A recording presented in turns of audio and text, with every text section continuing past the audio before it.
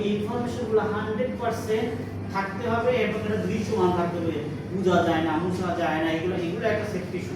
লেভেলও কি safety issue. তাইলে আমরা কি সেফটি, প্রোডাক্ট সেফটি। তাহলে প্রোডাক্ট সেফটিতে আমরা কয়টা পেলাম? 6টা। কি কি?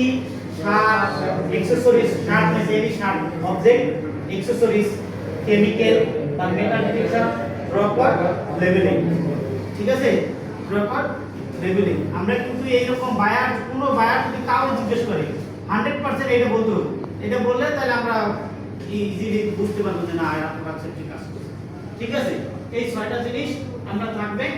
এখন আমরা আলোচনা করব এইখান থেকে যাও, আমরা এই যে টপ ম্যানেজমেন্ট, আমরা এই জিনিসগুলো সাধারণত আমরা করি। ওইখানে যে কেমিক্যাল যেটা, এটা কিন্তু অ্যাকসেসরিজের মধ্যে চলে গেছে।